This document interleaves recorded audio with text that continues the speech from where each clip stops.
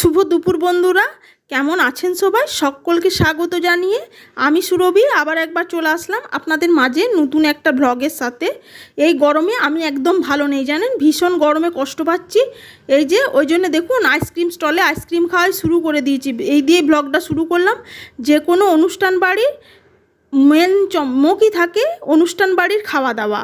আমাদের বাঙালিরা খাওয়া দাওয়া ছাড়া যেন আর কিছুর কথাই ভাবতে পারি না কোনো অনুষ্ঠানে। তারপরে এই যে বাপের বাড়ির অনুষ্ঠান দেখলেন তো, আগের ভ্লগে সবই আমি শেয়ার করেছি। এখন চলে আসলাম দুপুরবেলা খাওয়া দাওয়া নিয়ে।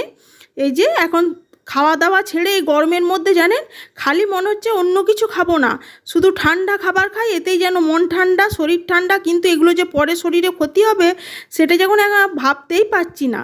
এই যে এখানে বাইরে স্টল বসেছে, এখানে 3টে স্টল হয়েছে। একটা আইসক্রিমের স্টল, একটা বেনারসি পান আর কোল্ড ড্রিঙ্কসের স্টল। কোল্ড ড্রিঙ্কস বলতে এখানে 3 রকমের কোল্ড ড্রিঙ্কস আছে, লস্যি, কোল্ড ড্রিঙ্কস, মকটেল, এসব যে যেটা খাবে আর কি। আমি তো অন্য কিছু বাদ দিয়ে শুধুই আইসক্রিম খেয়ে যাচ্ছি জানেন। মানে এই ঠান্ডার মধ্যে আমার আর কিচ্ছু ভালো লাগছে না।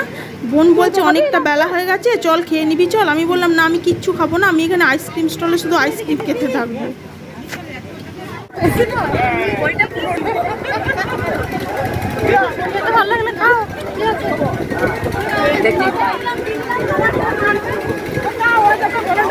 ছোট মেয়েটা কই? ভেতরে ভেতরে ওর একদম ভালো হয়ে গেছে। ওইদিকে তো অন্নপ্রাশনের অনুষ্ঠান শুরু হয়ে গেছে, মানে পূজা পার্বণ যেগুলো থাকে আর কি, সেগুলো ওখানে চলছে। গরমে এত মানুষের ভিড় তো একদম ওখানে গরমের ঘরের মধ্যে থাকতে ইচ্ছা করছে না।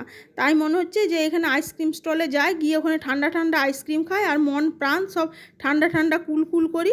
এই যে তাই বোন, আমি, আমার আরও পিস্ততো মাস্ততো সব বোনরা এসে এখানে এই যে আইসক্রিম খাচ্ছি, গল্প করছি আর মানুষের সাথে দেখা হচ্ছে। অনেক দিন পরে এসেছি, তাহলে এবার সবাই জিজ্ঞাসা করছে কেমন আছি কেমন আছি, তা ছেলে কোথায়, কত বড় হয়েছে, সব বুঝতেই পারছেন। বাপের বাড়ির ব্যাপার, এতদিন পর সবার সাথে দেখা হলে যেমনটা হয় আর কি।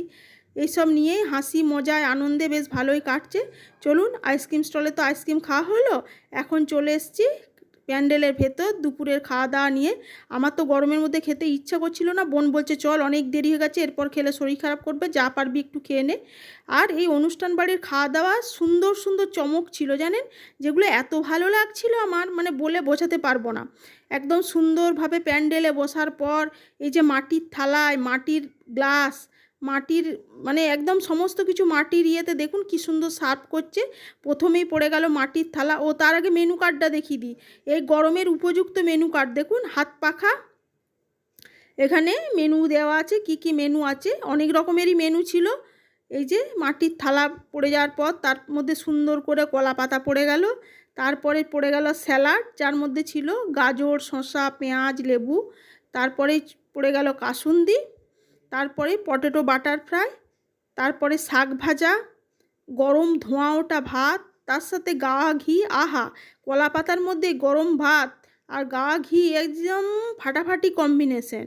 তারপরে মিক্স ভেজ পনিরের একটা, মুগের ডাল, তারপরে দই কাতলা, ভেটকি মাছের পাতুড়ি, মটন কষা, এবং চাটনি, পাঁপড়, দই, মিষ্টি, কি নেই এলাই আয়োজনে। সবই আপনাদের আগে আগে বলে দিলাম পাতায় পড়ার আগে, কারণ এই গরমের মধ্যে আগে আপনাদের মেনুগুলো জানিয়ে দিলাম। আমার এই অন্নপ্রাশনের ব্লগ আপনাদের কাছে কেমন লাগলো অবশ্যই জানাবেন। এছাড়া আগের ব্লগগুলোতেও আমি শেয়ার করেছি অন্নপ্রাশনের বাকি রিচুয়াল যেগুলো থাকে। এখন দুপুরের খাওয়া দাওয়াটাই আপনাদের সাথে শেয়ার করলাম, কারণ একসাথে অনেকগুলো দিলে বড় হয়ে যাবে, তখন আপনাদের দেখতে ইচ্ছা করবে না। তাই আমি অন্নপ্রাশনের দিনটাকেই ভাগ ভাগ করে আমি নিয়ে আসলাম। চলুন আমি আরাম করে মজায় আনন্দে গল্প করতে করতে খাওয়া দাওয়া শুরু করেছি, সেটাই খাওয়া দাওয়া করি। দেখেছেন কত সুন্দর কলা পাতা থেকে বের করে ভেটকি মাছের পাতুরিটা টুকুস করে পাতে নিয়ে নিলাম। আহা, যা গন্ধ বেরিয়েছে না কলা পাতার, এই যে একটা স্মোকি ফ্লেভার, ভীষণ ভালো লাগছে জানেন। তেমনি সফট হয়েছে মাছটা। আমার তো সব থেকে বেশি টেস্টি লেগেছে মাটনের থেকেও এই ভেটকি মাছের পাতুরিটা। দেখুন কতটা সফট, এক হাতে খোলা মুশকিল হচ্ছিল, তাই বোন হেল্প করে দিল। দেখছে দিদি ক্যামেরা করছে, দিদি পারছে না, ওই জন্য দুই বোন মিলে একসাথে খুলে নিলাম। এই যে সুন্দর করে মুখে পুরে দিলাম। আহা, যেন মনে হচ্ছে অমৃত। যতই গরম লাগুক, অনুষ্ঠান বাড়ির খাওয়া দাওয়ার সাথে কোনো কম্প্রোমাইজ নয়, সে গরমই হোক আর যাই হোক। এখানে দেখুন মাটনটা কি সুন্দর সার্ভ করেছে, একদম মটনটা ছোট্ট হাঁড়ির মধ্যে ঢাকা দেওয়া সিস্টেম। আমার তো এত ভালো লেগেছে, যেমন পাখাটা ভালো লেগেছে মেনু কার্ড, সেরকম এই যে মাটির থালায় খাওয়া দাওয়া একদম সাবেকিয়ানা বজায় আছে। এই যে দেখুন কি সুন্দর মাটনটা ঢাকা খুলে একদম সুন্দর একটা ব্যবস্থাপনা, হান্ডি মটনের মতো দেখতে লাগছে। চলুন খাওয়া দাওয়া করি। আজকের ব্লগটা এখানেই শেষ করছি। কেমন লাগলো অবশ্যই জানাবেন। সবাই ভালো থাকবেন, সুস্থ থাকবেন। ধন্যবাদ।